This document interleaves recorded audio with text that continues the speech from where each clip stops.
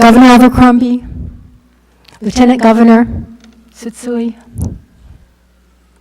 Senator and Mrs. Schatz, Chief Justice Reckenwald, former governors Ariyoshi, Governor Waihee, former Governor Cayetano, former Governor Lingo, esteemed colleagues, distinguished guests, ladies and gentlemen, aloha.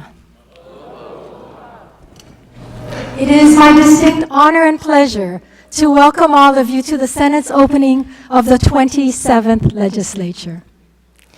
It is heartwarming to see so many familiar faces. But this year begins with several newcomers to the Senate. Representing Kahului and Wailuku is Keith Agaran. From Ka'u and Puna comes Russell Ruderman. And from Windward, Oahu, and East Honolulu is Laura Thielen. Please join me in welcoming them to these chambers.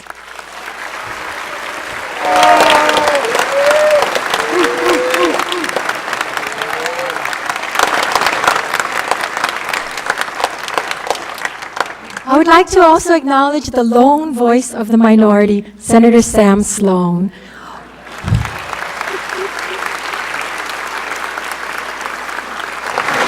While he's but one strong, he's been a devoted voice for his party, and he is still here.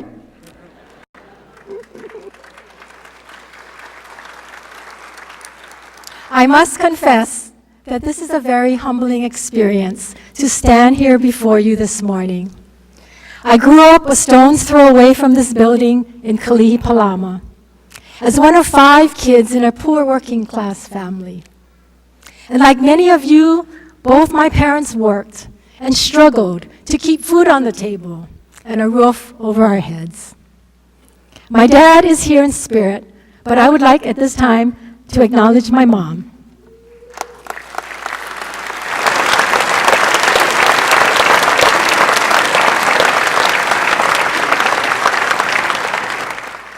Given those modest beginnings, never could I imagine that I would someday be standing before you as Senate President, and I thank you, colleagues, for this tremendous privilege.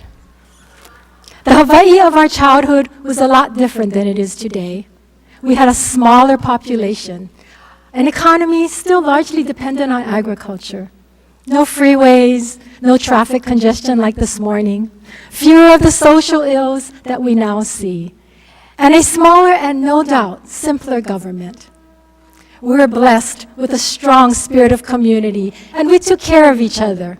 As kids, we played with marbles and tops and beanbags in the streets with friends from the neighborhood, and we walked to school together.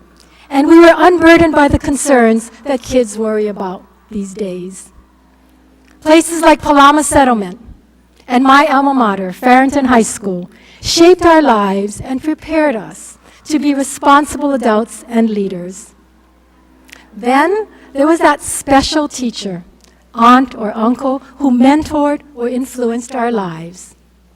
For me, it was Kumuhula Auntie Mikey Ayu, who instilled in me the traditional Hawaiian core values of aloha, lokahi, harmony, kuleana, responsibility, and ha'a, humility. Through hula, she taught me discipline, respect, hard work, and grace. These values are the foundation of our kupuna that has been handed down from generation to generation. Mahalo, Senator Solomon and the Beamer Solomon Halau, for doing your part in continuing this legacy.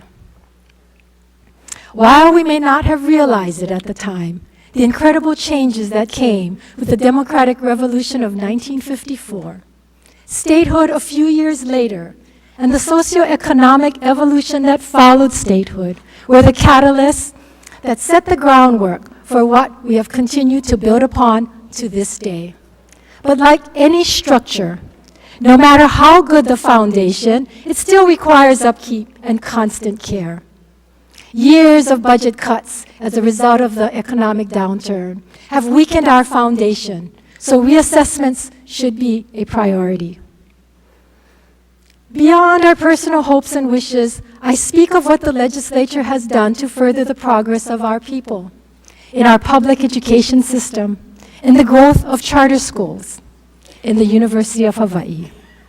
In consumer protection, Chair Roz Baker's work for health insurance coverage for individuals and families. In the laws that give protection to workers guided by Judiciary and Labor Chair Clayton He. In services that help our children in Kupuna and those unable to help themselves under the watch of Human Services Chair Suzanne Chan Oakland. These and so many other programs and services that enrich our lives and contribute to the quality of life can and must be continued. After several years of belt tightening, we're greeting the session with a rosier economic outlook. The Council of Revenues has projected that tax increases will increase by 5% this year, indications that the economy continues to improve. Our visitor industry remains strong, and other industries like construction are poised to make a comeback. But tourism deserves a special mention. The visitor industry continues to be a driving force for the economy, helping to power our recovery. Last year, tourism brought $2 billion more to the economy over the year before. More than 166,000 jobs were supported by tourism, and its indirect impact is just as far-reaching. Our island visitor bureaus, our worldwide marketing partners, and the Hawaii Tourism Authority, under the leadership of Mike McCartney and Board Chair Ron Williams, deserve our applause for these accomplishments.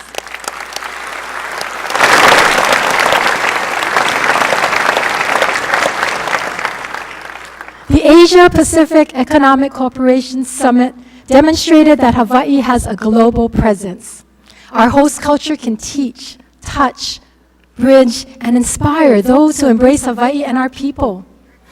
Hawaiian music and dance transcend differences in our races, nationality, or language. And it was Auntie Mikey's stories and her passion to preserve and perpetuate this aspect of Hawaiian culture that inspired me, and that's why I have long advocated the establishment of a museum or center of Hawaiian music and dance.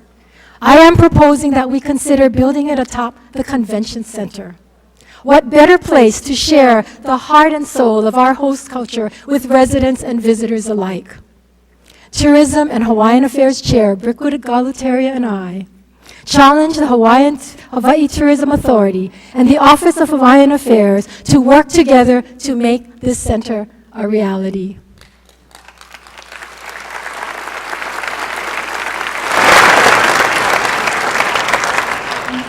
But, and there's always a but, with the strong visitor numbers and prospect of more revenues and what I term pent-up demand to restore the budget cuts we've had to make, it might be tempting and politically popular for us to return to the spending patterns of more prosperous times.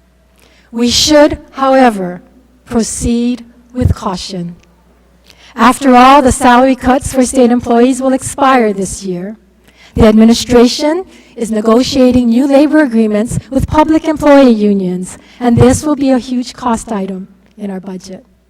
Nationally, the presidential campaign and congressional wrangling over the federal budget reflect great divisions in our nation. Here at home, we face monumental changes in politics. The passing of Senator Dan Inoue, who we are still mourning, and the retirement of our beloved Senator Daniel Akaka have triggered a ripple effect that has impacted our state. Yes, there are lingering fiscal concerns and potential new ones. Among them are possible cutbacks in federal funding, and many are looking to the state to make up the difference. Add to this the backlog of repair and maintenance needs for schools, parks, public housings, state buildings, and our infrastructure. Initiatives to establish a state-run early education program, a new prison, and more affordable housing, tax credits, as well as proposals for more grants and aid and other public support are among the issues lawmakers will be deliberating. Despite all of these demands and the anticipation of better economic times, I hope first and foremost that there will be no new tax burdens thrust upon our citizens.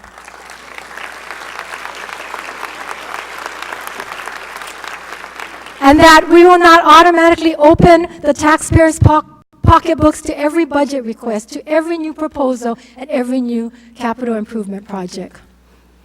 I'm not saying that we should not consider new initiatives. After all, the legislature is a forum for new ideas, new ways of doing things to better the quality of our life. But as we weigh their merits, let's also look at the merits of what we already have. Reevaluating and reassessing what we have in place may not sound sexy or innovative or sell newspapers, but we must discipline ourselves to do this if we are to be more efficient and effective than we have been. And while we consider early childhood education proposals, it's imperative that we resolve our problems with the teacher's contract, with school bus services, and the many challenges facing the Department of Education and our charter schools. To help resolve these and other cost items, I call upon the administration to work with us to aggressively eliminate overpayments to state workers and abuses in overtime and sick leave. We are talking about the potential of millions of dollars. Let's use these savings and the additional revenues forecast by the Council of Revenues to accelerate fixing our schools, funding kupuna care, reducing the unfunded liability of the state pension system, and repairing our roads and aging infrastructure. You know, the collapse of Farrington High School's auditorium roof was a loud warning that we need to quickly assess the structural soundness of our aging facilities. Fortunately, no one was injured, but we may not be so lucky next time. Likewise, we mustn't create or reinstitute public programs without a thorough examination of their long-term impact. If we authorize new positions, what are the long-term financial obligations regard to rising labor, pension, and healthcare costs? For every new building, how much will it cost to operate, maintain, and eventually repair or replace? Those costs should be factored into our 5-year balanced budget requirement, and we'll look to Ways and Means Chair David Ige and Vice Chair Michelle Kidani to help us accomplish this. The author Richard Schickel wrote, "The law of unintended consequences pushes us ceaselessly to the years, permitting no pause for perspective." With that thought in mind, we should pause to review the laws we have on the books. Are they working? Are they serving the intended purposes? Or are they barriers? The legislative auditor, and I'd be remiss in not acknowledging the outstanding work of Marian Higa. Marian.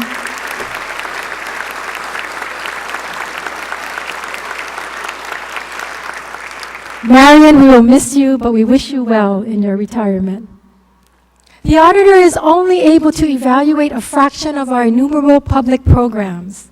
The report on the implementation of state auditors' 2008 recommendations was released last February, revealing that less than 1/3 of the 2008 recommendations have been implemented.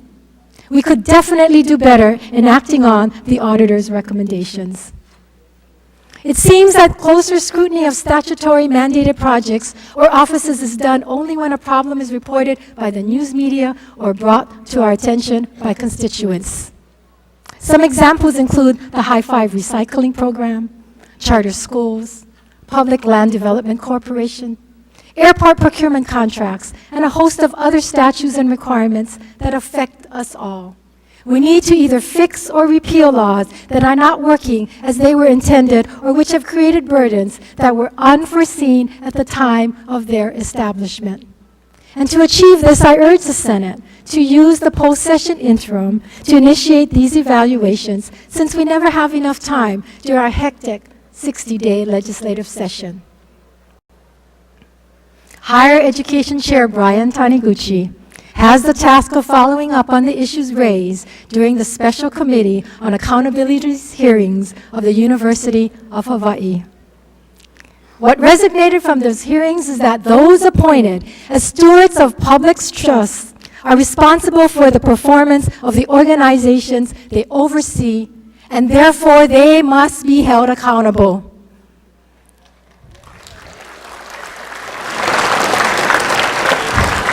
Yes, we are indebted to these volunteer public servants for their willingness to serve without compensation, but we also need them to be the public's watchdogs.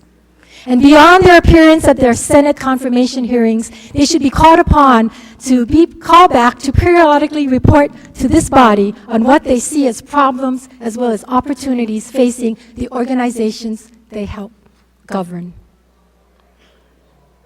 In order to assure food security, farmers need our assistance and, most importantly, our commitment to preserve prime agricultural lands.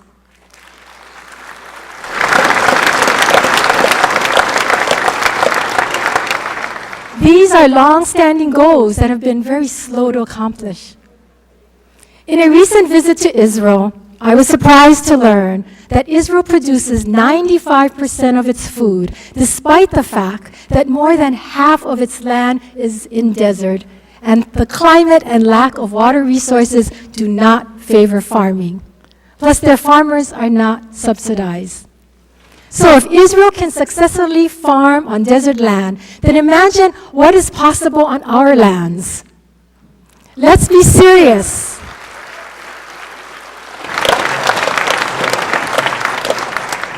We need to be serious about preserving prime farmlands by purchasing them, as we did in the Galbraith estate. And I asked Agricultural Chair Clarence Nishihara to help us pursue this.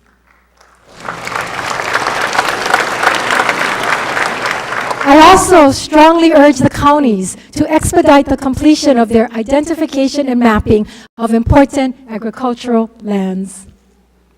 You know, my experience on the Honolulu City Council and the Hawaii State Association of Councils has made me an advocate for county home rule.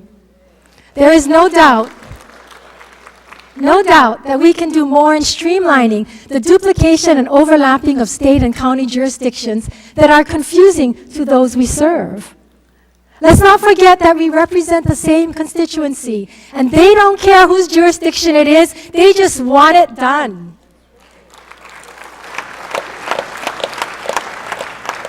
And if done correctly, we could realize additional savings and be more efficient.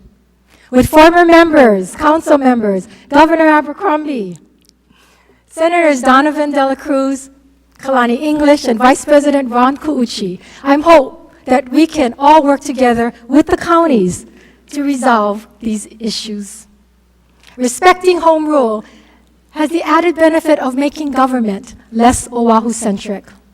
Our new Lieutenant Governor and Maui resident and friend and colleague Shan Tsutsui made that point in accepting his appointment, and I believe it's an important cause worth pursuing. A step in that direction is the Senate's launch of a pilot conferencing project this session. And I'm happy to announce that the Education Committee and the Technology and Arts Committee will be utilizing video conferences in their hearing to enable and encourage the participation of neighbor island residents. Our thanks to Chairs Jill Takuda and Glenn Wakine for leading the Senate in this endeavor. Colleagues, I'm excited about working with all of you, the members of the House of Representatives, Governor Abercrombie and your administration, and our community in the weeks ahead. Much of what I outlined today did not occur overnight and will take more than one legislative session to accomplish. But we must stay the course. In closing, I am reminded of this quote: "When we least expect it, life sends us a challenge to test our courage and willingness to change." What better opportunity now than to heed these words? Colleagues, we come from different places, different backgrounds. You have your own reasons and your own stories for being here. And while we may have differing opinions on the issues of the day, we must be united in our commitment to this institution, to collaboration, to being accountable to the constituents we serve, to building a better Hawaii, and most important, to live aloha. This is our challenge. God bless you all. Mahalo.